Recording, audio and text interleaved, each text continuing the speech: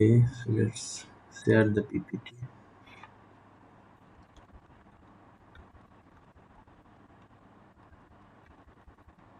Okay,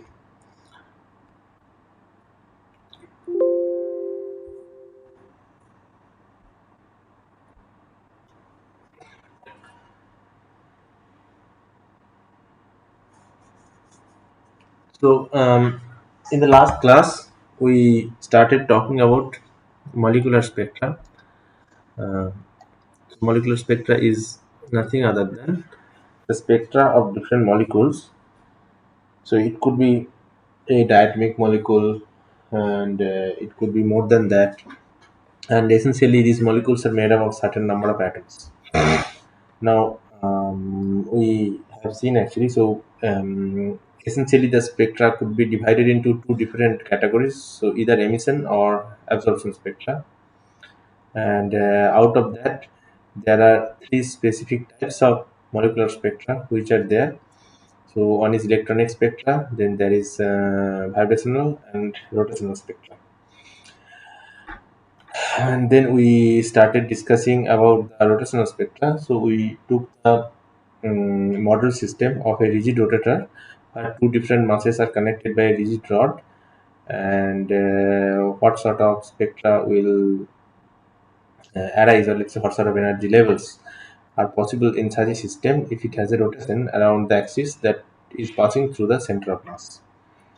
So we did actually solve the problem in details. That means the Schrodinger equation, and then we did find out that the energy levels are basically, how is it? Yeah, here can be determined by a quantum number, or let's say some index that is j, where j is always positive.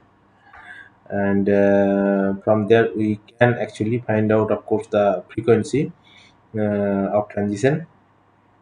Let's say what sort of omega values are possible, and then we had also defined spectral function here, that is fj, and we have seen that what will happen if the value of j is increasing, how fj is changing. So from there we can actually find out the value of frequency in this case, and there we have seen that nu is equal to 2b times j plus 1. And if we put different values of j, that is 0, 1, 2, then we end up getting basically a series of spectral lines which are equidistant. That means the separation is constant in between them. Okay, so that is 2b. So essentially, for such a rigid rotor system, the spectra will consist of equispaced lines. And then we have also commented about the population at a particular temperature, which essentially follows the Maxwell-Boltzmann distribution. And then, okay. So here now let us look at this example. So it says that for IR spectrum of HF, that is hydrogen fluoride, so it's a diatomic molecule. It shows a series of approximate equidistant absorption maximum. The mean spacing is 40.5 centimeter inverse. Okay, and so if this is the value, then what we can do is that we know what is the spacing between these levels for this case of rigid rotator, so that is 2b. So we can just equate it to that, and we know what is b. So if we basically put all those values into place, then we can actually find out the value of r. Okay, and it is observed that this value of r actually agrees well with the experimental value. Okay, so this means that the digital model gives a good agreement for HF system. Okay, now uh,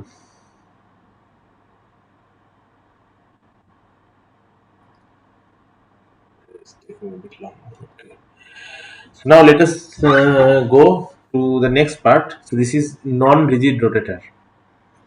So as the name suggests, that this rotator is not very much rigid, which means that the distance of separation, or let's say the bond that is connecting these two atoms,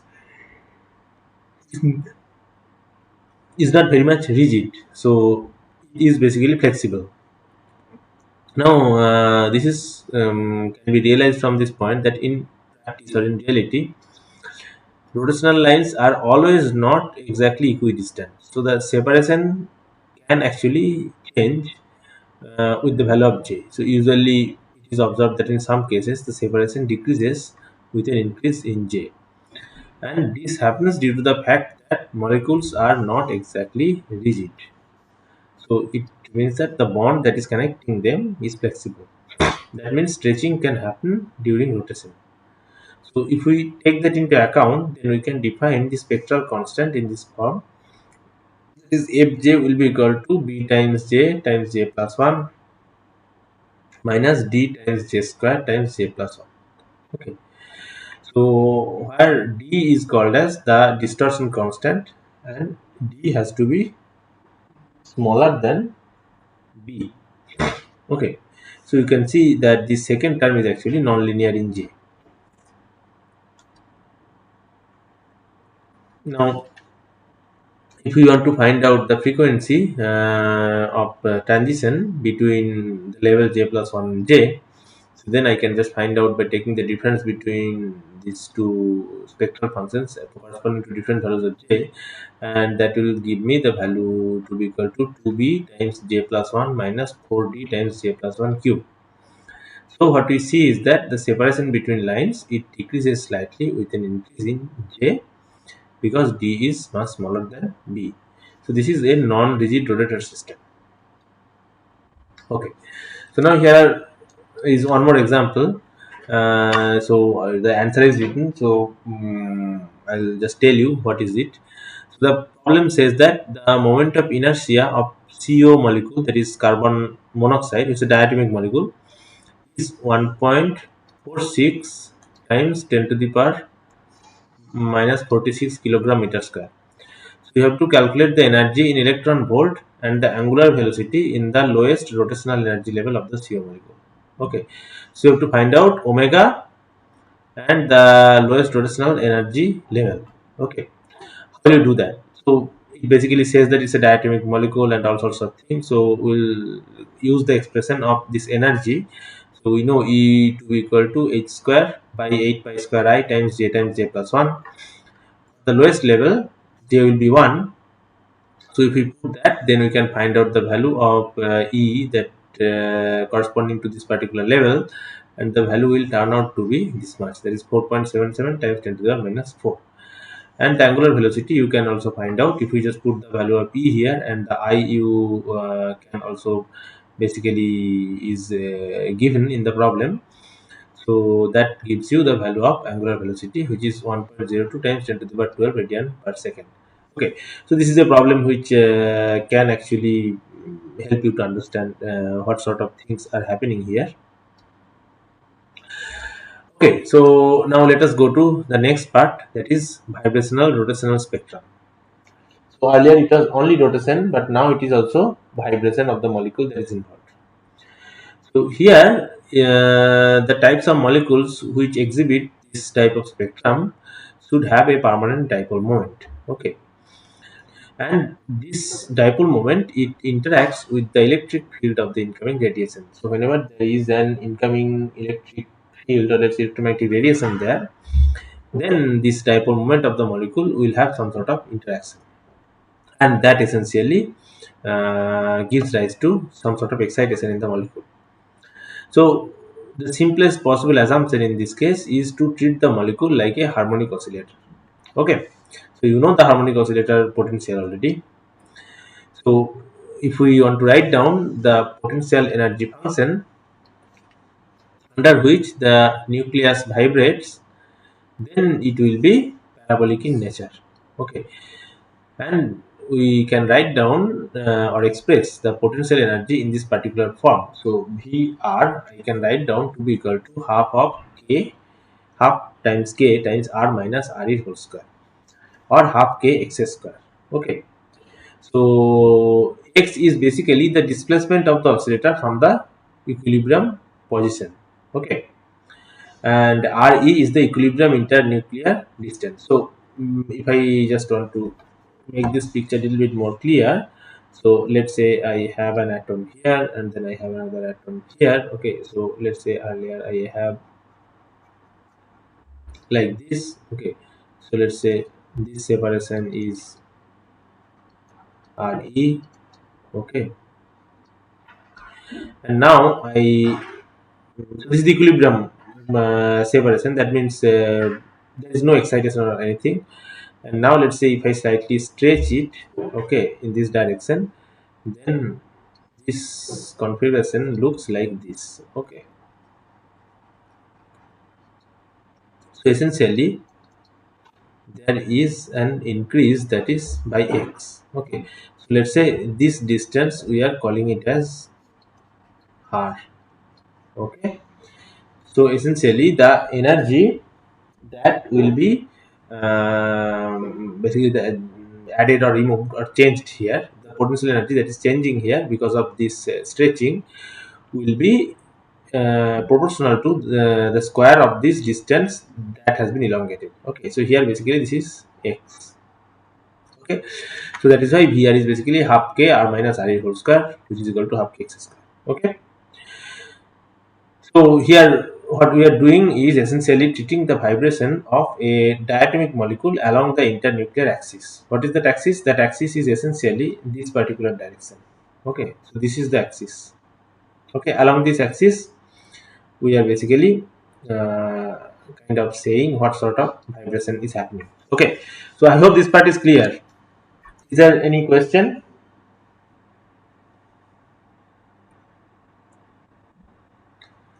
Okay, so now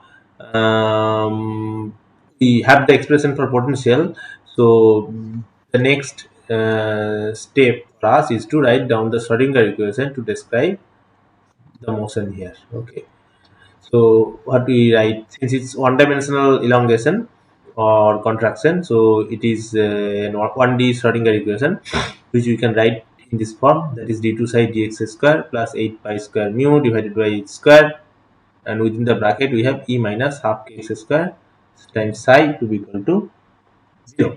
Okay, so mu here is the reduced mass of the oscillator. So we have defined this in the last class, and that agreement still holds true here. Now we know the solution of this kind of problem. So essentially we will get something called as Hermite polynomial. Okay, so psi will essentially be a product of Hermite polynomial of, let's say, rank nu and times e to the power minus x square by 2. Okay, and the energy eigenvalues can be expressed in this form. So u will be equal to h bar times square root of k by mu times nu plus half. Okay, and the frequency of oscillation will be defined by nu oscillation, that is equal to 1 by 2 pi square root of k by mu. So this is the classical frequency of the oscillator. So keep in mind there are two nu here. So this is nu oscillator here. Okay, here, which is basically the frequency of oscillation, and here also you have a nu, so that is the energy level indicator. Okay, any question?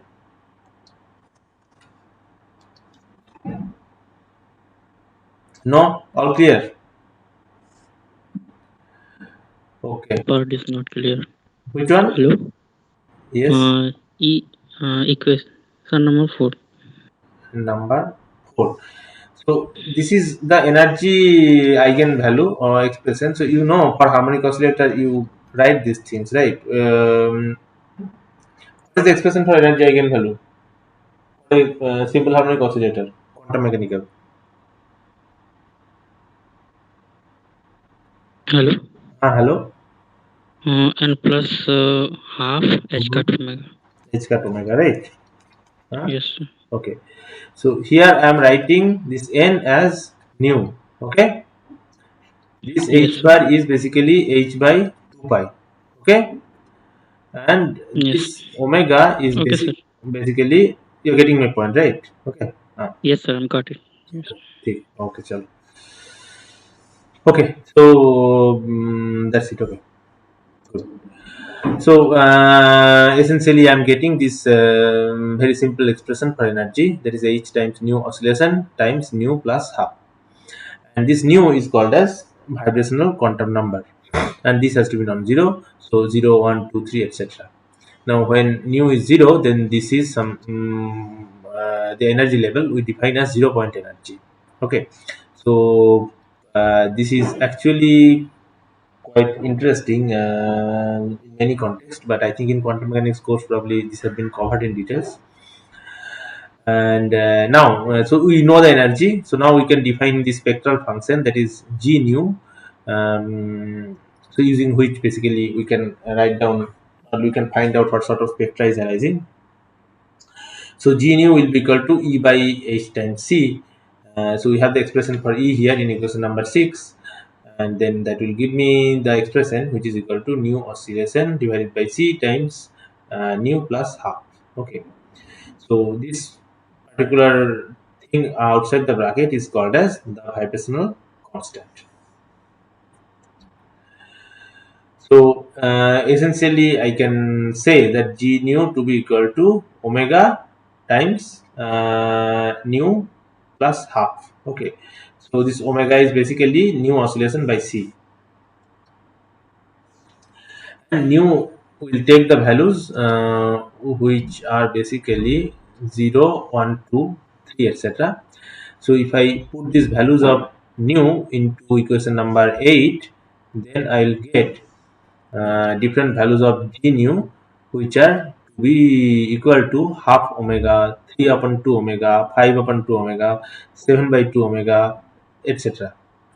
So essentially, we are ending up with a series of equispaced discrete vibrational levels with separation omega. Okay, so I hope that part is clear, right? So we are getting things like 5 by 2 omega, then 3 by 2 omega, then 1 by 2 omega. Okay, and you see this gap is basically omega. Okay, so essentially these are all equispaced lines and separation is fixed, that is omega. So whenever there is a transition that is taking place between an upper level with quantum number, let's say nu prime, and a lower level with quantum number nu double prime, then we can write down the wave number of the emitted or absorbed radiation in a general form of expression. How will we write it? So we will use we'll take the help of G nu. So basically the corresponding frequency will be nu to be equal to G nu prime minus G nu double prime. Okay. So that is equal to omega times nu prime plus half minus omega times nu double prime plus half. Okay. So remember that nu prime and nu double prime are any two arbitrary energy levels for this harmonic oscillator system. Now, for a harmonic oscillating potential, the selection rule for transition is delta nu to be equal to plus minus 1, which means that any kind of successive jump between successive levels is allowed here. Since we started with the assumption that nu prime is higher than nu double prime, so we will just take the simplest kind of relation here, that is nu prime to be equal to nu double prime plus 1, which means that nu prime is just the level, one level above nu double prime. Okay, so if that is the case, then actually we okay, so here it is not written here, so you can actually find out basically. So you can plug in the value of nu double prime here in equation number 9, nu prime to be equal to nu double prime plus 1, and then you can see what is the value of this nu is coming up here. Okay, so essentially, as I was saying earlier, that for different nu here, the energy levels will be of this form. So this is the harmonic oscillator potential here, that is half kx square. So it's a parabola. Okay, and here it is centered around some particular value at minimum basically. Okay, and we have different energy levels. So these are half omega, 3 upon 2 omega, 5 upon 2 omega, 7 upon 2 omega, and these levels are basically equispaced. Okay, so that's what we are so discussing in the class. Okay, so yeah, here actually you can put it into equation number 9 and you can find out the value of nu here. Okay, so now there are few other important observations here. It is observed that the spacing between the vibrational levels are considerably larger than the spacing between the rotational levels of it. Anyone saying anything? No? Okay. So it is observed that the spacing between the vibrational levels are considerably larger than the spacing between rotational levels of a molecule. In fact, larger than kBt at room temperature. So earlier we have seen the example of rigid rotator model and we have seen what sort of energy levels are appearing there. So here it says that this similar kind of spacing which are appearing for vibrational spectra are much larger compared to the spacing between rotational levels and they are higher than kBt. Okay, so very simplistically you can think of, let's say if this is the spacing in the first case, okay, and let's say if I use another color like green color, then okay, so this is the spacing for the second case. Okay, and kBt is even smaller. Okay, so essentially it says that even at room temperature the thermal excitation is not enough to allow vibrational transitions itself. Okay, so you need to have external interaction here. Second point is that most of the molecules stay in nu equal to 0 state, that is the ground state. So here basically they have 0 point energy and the main vibrational transition in absorption is between nu double prime equal to 0 and nu prime equal to 1, which means that the lowest states between which the majority of the transition appears. Okay, and you can simply find out what will be the frequency of such transitions if I just put in these values. So basically I have omega times nu prime plus half minus omega times nu double prime plus half, so 3 by 2 minus 3 by 2 omega minus half omega, that is basically omega. Okay, so vibrational spectrum is expected to consist of a single band at omega usually. Okay, so these are actually slightly higher in energy. That is why only the lowest states are participating into this. Okay, is there any question up to this?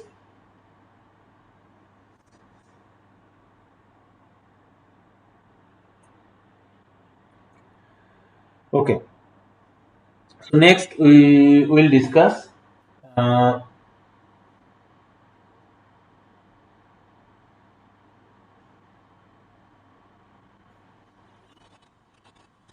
the situation when the molecule can behave as an anharmonic oscillator. Okay, so we'll look into it. What is anharmonicity? So the context is the following. So it is observed that the IR spectrum of diatomic molecules sometimes it shows additional energy bands which are very weak that are centered around 2 omega 3 omega. So if you remember that the argument which we have so far is that it's a single band at omega which is prominent here. Okay, but here there are some weak bands that are appearing at a slightly different frequency. There is 2 omega and 3 omega.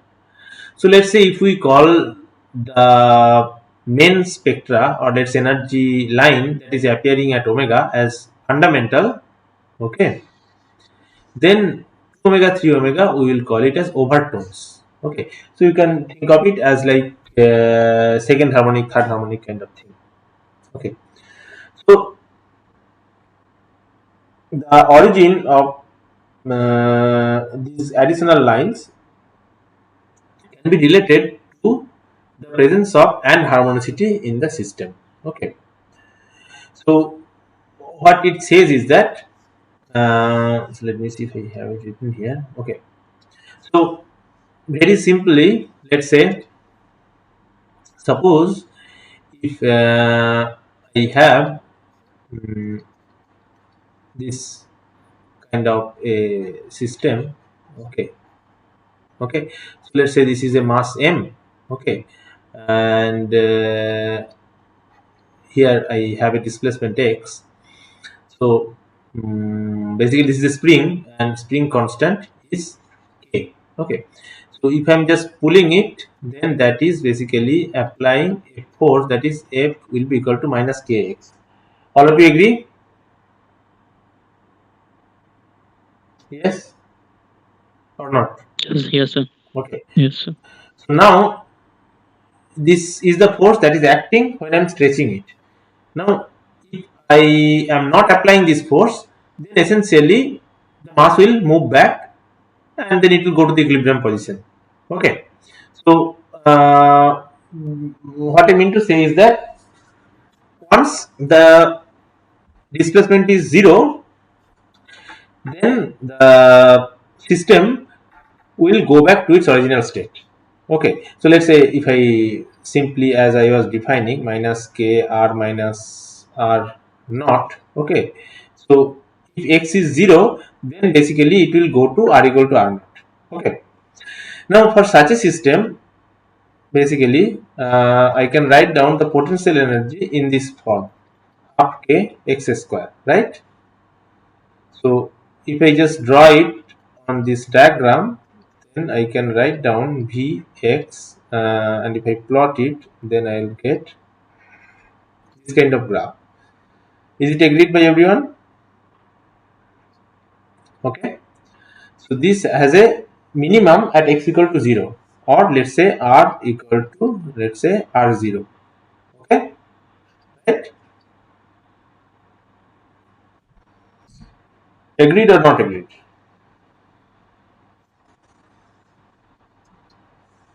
Yes, sir. You are still confused to agree with this. This is probably class 11 or 12 standard knowledge. Okay, so this so what is the shape of this curve? Can anyone tell me? Parabola. Parabola, right? So parabola has a minimum, and there is another useful property. What is it?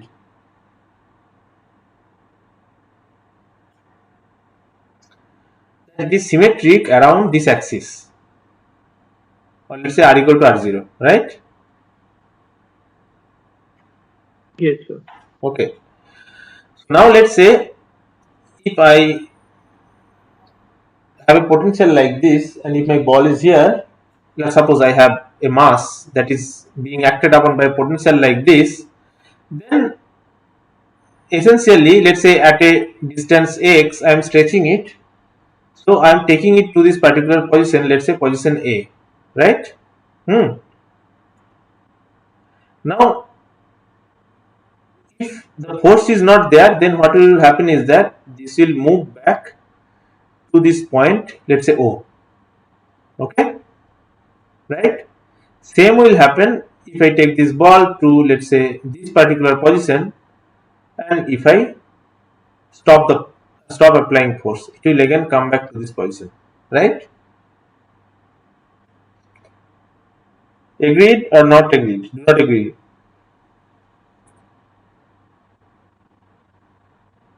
Yes, sir. Agree. Okay. Yes, sir. So essentially, it does not matter whether I am at point A or point B.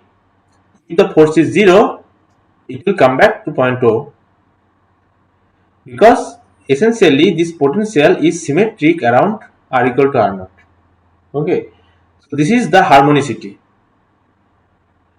Now imagine if this force is not linear in x, rather there is another term let's say minus k1 x square. Okay, so then there is another additional term which will be added to the expression for potential. In such case, what might happen is that the form of the potential might not be symmetric.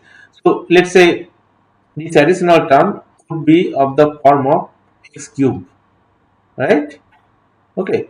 So essentially, we have a function that is a sum of x square plus x cube. So x square term is of course symmetric, but x cube is not symmetric, right? So essentially, it might add positive contribution to one, maybe negative contribution to the other side. Okay. So essentially, what will happen is that the total potential landscape will no longer be symmetric around the mean position. Is this point clear? So on the other hand, what you can say is that point A and point B will not be identical.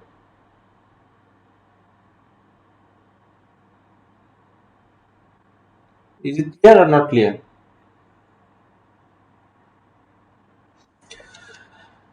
Okay, chalo. Yes, sir. It's Okay, good. I still don't understand why you guys are not responsive at all. Huh? It's almost close to the end of semester and you still take like I have to ask 3 times just to get a simple yes or no from you.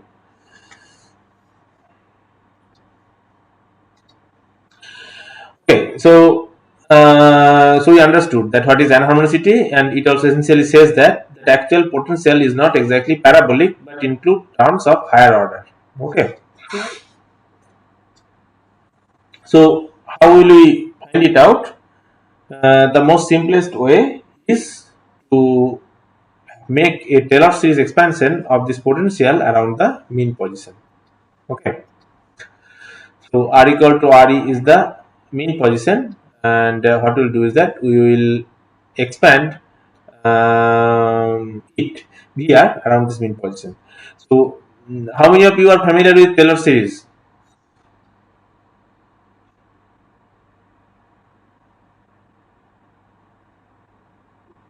You all should be, but still, how many of you yes, can sir. remember at this moment?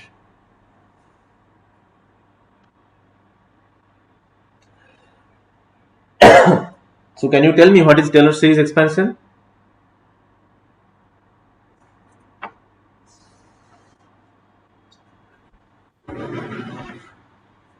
Anyone? So, Yes. so if we have a function, we using Taylor series, we can express it as a summation of its derivatives.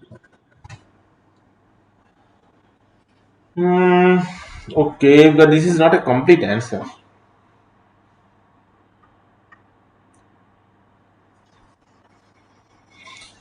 So, where is my marker here? So let's say, suppose I have a point x, okay, and I have a very small domain, or let's say region around it, let's say that is varying between x plus h, okay, right? So now I know the value of the function at fx, okay, that is the value x equal to x at the point x equal to x, okay. Now I want to know the value of this function at this neighboring point x plus h, okay. So what Taylor series does is that it allows me to expand fx plus h in terms of this known function fx. Okay, how? That is through taking derivatives of different orders, that is first order, second order, etc. Okay, so essentially what I can do is that I can write, let's say, fx plus h to be equal to, let's say, fx plus I think h f prime x. So remember, this is the value at x plus I think h square by factorial 2 f double prime x plus h cube by 3 factorial f part derivative of x, and so on, right? Okay, so essentially we are finding out the value of a function at a neighboring point using the known form of a function at a particular value. Okay, so here also we are using it. Why? Because we know the value of the or functional form of the potential uh, around r equal to r0 or the equilibrium position. However, there is a small amount of anharmonicity. Okay, which means that the function have to be expressed in terms of basically, so we know the value of the known function, and we are expressing this anharmonicity using that. Okay, so essentially, if let's say this VR, we are Taylor series expanding, so that we'll have, let's say, the first term fx and then f prime x, f double prime x. So you take the derivative, all these things, and of course, here you are only interested in the anharmonicity. That means the terms which are non-linear. Okay, so we are starting from x square, x cube, these terms. And what we see here is that we can actually write down, so that's why we are getting this 1 by 2 factorial del 2v del r square at r equal to re times r minus re square plus 1 by 3 factorial del cube v del r cube times r minus re cube, etc. Okay. So essentially, this first term will give you a something. So this derivative term, that will be constant, of course. So we are writing it as f times r minus re square minus, again, this term is a constant term, so g times r minus re cube.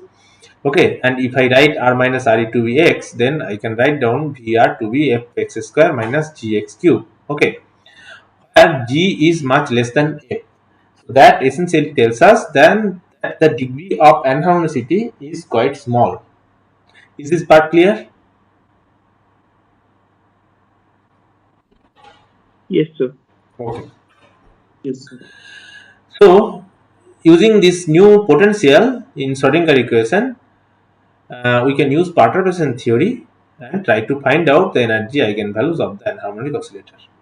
Okay, so of course you are welcome to attack this problem yourself. It's not a very difficult one.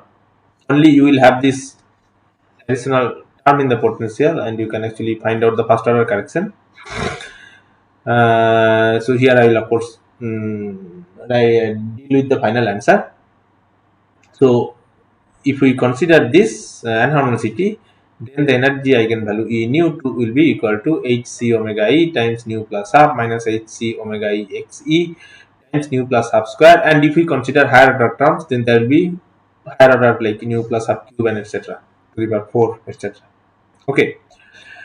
So so essentially we will have, because of the anharmonicity, the functional form of the potential, which will look like this graph. So you can see the left and right hand side are not exactly symmetric. Okay, so we have the value of E here, and using that E by hc, if I do, then I will get the expression for this term value, that is g nu, which will be equal to omega e times nu plus half minus omega e times xc times nu plus half whole square, etc. Okay, and omega e is the wave number spacing of the energy levels that would occur if the potential curve is parabolic. Okay, so then second term will be 0 basically, and omega e xc, this is called as anharmonicity constant. So here omega e xc has to be much lower than omega e. However, omega e xc has to be greater than 0, of course, because if this is not positive, then the second term will not actually kind of like have any meaning. Okay. So here actually you can see that how does the separation between these neighboring energy levels will look like in the presence of this anharmonicity.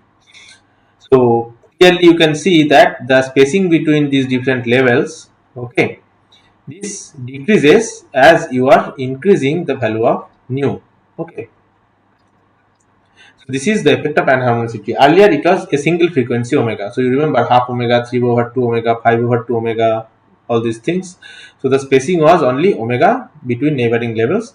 But here the separation between these neighboring energy levels, it is not the same. However, it is decreasing with an increasing value of the quantum number. Okay. So I hope this part is clear. Any question? Okay. So for very simple exercise, what you can do is that you can actually try to plot very simple functions, like let's say y equal to x square. Of course, you can plot, I hope, y equal to x cube, y equal to x4, and also you can try functions like let's say x square plus x cube. Okay, x to the power 4 plus x cube, etc. And then you can see that how does the addition and subtraction, or in let's say this positive and negative sides, affect the functional form of y. Okay, so let's say very simply, if my potential form is let's say x square, then I'll get something like this. If my vx is of the order of x cube, okay, then I'll get something like this probably. Okay. Now if I add these two, then what I will have is that I will have a kind of like sum of these two, so that will give me different kind of contribution. Okay, so you can actually try to plot this thing, and you can see how anharmonicity is affecting the shape of your potential. Okay. Okay, so I hope this part is clear. So now what we see here is that at very high nu, which means that the quantum number of the levels is quite large, then the spacings between the energy levels will be very small, and that essentially form an energy continuum. Okay, because there will be multiple energy levels which will merge almost very close to each other. In such case, if the molecule receives higher energy than the uppermost vibrational level, then it dissociates into atoms, and the excess energy appears as the kinetic energy of the atoms, and the continuum joins the uppermost level. Okay, so I hope this argument is clear. So it says that if we are close to the top of this curve, means here somewhere. Okay, that means in this regime. Okay, so this separation will be so small that essentially there will be an energy continuum that will be formed. Now, if the energy of the molecule is much higher than this, then molecule will dissociate and it will form atoms. And this excess energy which will be released because of this dissociation, that will appear as the kinetic energy of the atoms at the point where the continuum joins the uppermost level. Okay, so that is around this point. Again,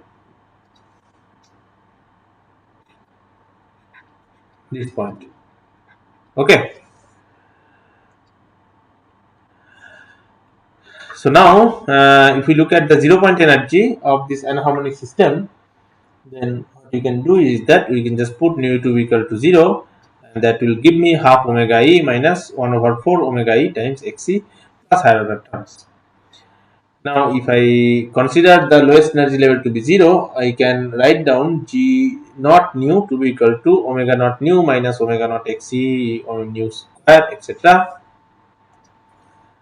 And if I compare the coefficients of it says 13, 14, and 15. So here I have 13, here I have 14, and here I have 15. If I compare the coefficients of different order terms, then what I can get is that I can write down omega naught to be equal to omega e minus omega e times xc, and omega naught x naught to be equal to omega e xc, and of course higher order terms which we are ignoring at this point. So we get a relation between the kind of like a system when there was no anharmonicity and when there is anharmonicity. Okay, the relation between the frequencies in these cases. Okay, So now if we look at the spectrum of this anharmonic oscillator, then for harmonic oscillator we have seen the selection rule says delta nu to be equal to plus minus 1. However, for anharmonic oscillator, this delta nu could be plus minus 2, plus minus 3, etc. So these are the overtunes. Okay, and the first one is the primary one, and we can actually try to plot these things, and you can see how does the diagram looks like. Okay, now let's imagine the situation when there is a transition to a particular energy level nu from the ground state. Okay, so the corresponding frequency associated with it will be g nu minus g0, or z naught nu minus z naught 0, whichever one you want to express. So then we can write down this to be equal to the omega e times nu minus omega e x e times nu square minus omega e x e times nu. So essentially this will be omega 0 times nu minus omega 0 x 0 times nu square. Okay. So now in general the wave number separation between two successive bands can be written down to be equal to g nu plus 1 minus g nu, and that will give me this particular answer, which is omega naught minus omega naught x naught minus 2 omega naught x 0 nu. So you can actually do this mathematics yourself, and you can see how these things are appearing, and I'm not getting into these details because these are quite straightforward. Okay, so this is the first order difference, that is delta g nu plus half, and the second order difference you can also calculate, and that will be basically higher energy levels, and that will give me this value, that is minus 2 omega 0 x 0 or minus 2 omega e x c. Okay, so this essentially gives you the value of the anharmonicity constant. This line is not straight. Okay, now the values of omega e and omega 0 can be obtained from the wave number of the fundamental band that is given by, so let's say if we are saying 0 to 1 transition, then we can put these values here and we'll get the final answer to be omega 0 minus omega 0 x 0, or we can also write down this to be omega e minus 2 omega e x e. Okay, so if omega e x e and omega 0 x 0 are determined, then omega naught omega e can be evaluated from the last expression. So we can determine omega e x e from the observed position of the Ayer's absorption bands of a dynamic molecule. Okay, so I did say quite a few things very fast, not actually fast. I mean, so essentially what we are doing is that we are taking into account this anharmonicity, and we are trying to see using the spectral function if there is a transition between certain energy levels, that is nu and nu plus 1, or let's say 0 and 1, what sort of frequency will come out to be. Okay, so actually you can look at few examples that will make this thing a little bit more clear. Okay, so let's say if we take this particular example, that force constant of the bond of CO molecule is 1870 Newton per meter. Okay, so that is the K.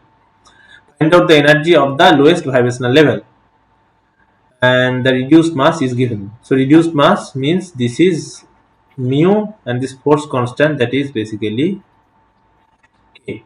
Okay, so if we have this, then using that we can find out the frequency of new oscillation. So that is here, and from there we can also find out E nu, that is the energy for the ground state. Okay, and this comes out to be 0.134 electron volt. Let us take another example. Suppose the vibrational constant omega for O2 molecule, so this is also a diatomic molecule, to be equal to 1580 centimeter inverse, then you have to calculate the maximum displacement, that is R minus RE, in angstrom as a percentage of RE. Okay, so RE is given, that is the equilibrium separation, Okay, so here basically you have the O2 molecules, you have a O, another O, okay, and here you have some equilibrium position, and in another configuration you have some enhancement. So you have to find out, let's say, x by this particular distance. Okay, so x by x prime kind of thing. Okay, so you assume that the molecule is a harmonic oscillator and Re is the equilibrium this intermolecular distance. So the values of different coefficients are given. Okay, so the question says that you have to find out the ratio between these two, or the percentage of stretching. So what you can do is that you can use the expression for energy, that is E to be equal to h nu oscillation times nu plus half. In the ground state, nu equal to 0, so you will be half h bar omega, half h times nu oscillation. Now, for maximum displacement of the oscillator, R minus Re, the potential energy at that point have to be equal to the vibrational energy at nu equal to 0. Okay, so what it says is that for maximum displacement, the energy at this point have to be equal to the energy at this point in the ground state. Okay, so in order to have that, we have to satisfy this condition, that is half k r minus re square will be equal to half h nu oscillations, or r minus re will be equal to square root of h times nu oscillation by k. But we know the value of nu oscillation, so we can find out r minus re in terms of basically mu and nu oscillation and all these things. Okay, so if, so here in this expression you can see we know we have got the value of nu oscillation from basically, no, here we have value of k that is given. Okay, and re is given. Okay, so we have to find out the value of mu and nu oscillation. Okay, how will you find out the value of mu? So this is a diatomic molecule, and the reduced mass can be expressed in terms of this expression, that is mu will be equal to m1 m2 times m1 plus m2.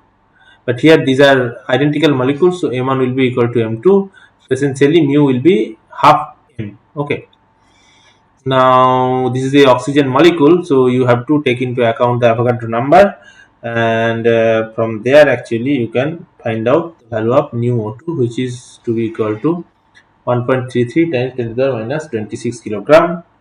Okay, so nu is here, and the mu is here, and nu oscillation you can also find out to be equal to omega times c, and yeah. So once you have that, then you can find out the value of R minus Re, which is equal to 0.052 angstrom. Okay, so now here I am at this point where I can now calculate the value of R minus Re divided by Re in percentage. So that gives me 4.31%. Okay, now let's say if I am looking at a very high energy level, that means mu equal to 15, then I can also calculate the value of E and R minus Re for that particular level. And if I look at the stretching amount of stretching as a fraction of the equilibrium distance of separation, then this value comes out to be 24%. Okay, so you can see this is quite high for the higher energy states. For the lower ground state, this is only 4.31%. So that is why you see, like at this particular point, you will have anharmonicity because the stretching is quite large in this case, 24%. Okay, so usually molecule, if you apply this much amount of stretching, it might become non-elastic or it might break also. Okay, let's look at one more example. So the question says that the fundamental band for CO molecule is centered around 2143.3 centimeter inverse, and the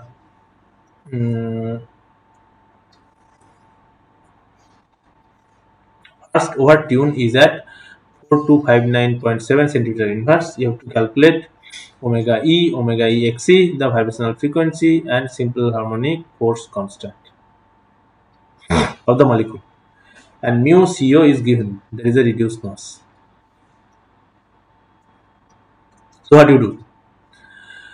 Use the expression that is the spectral function g nu to be equal to omega e times nu plus half minus omega e times xe times nu plus half whole square, and you plug in these values for lowest energy states, that is nu equal to 0, 1, 2, and then you get some form of g nu g1 that is 0, then 1, 2, etc. For the fundamental band, this transition has to be between 0 to 1, and you know the value, that is 2143.3. For the first overtone, that is 0 to 2, again you know the value. So you have basically two equations, that is omega e minus 2 omega e xe to be equal to this, and 2 omega e minus 6 omega e xe to be equal to this. So two unknown variables, two equations. If you solve them, then you will get the values of omega e and omega e times xe. Okay. And you can also find out the value of oscillation frequency from omega e and the value of the force constant.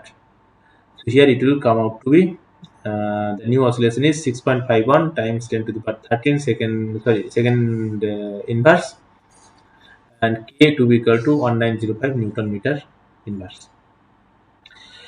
Okay, so yeah, so with this we finish this class here, and if you have any question, let me know. Do you have any question? No?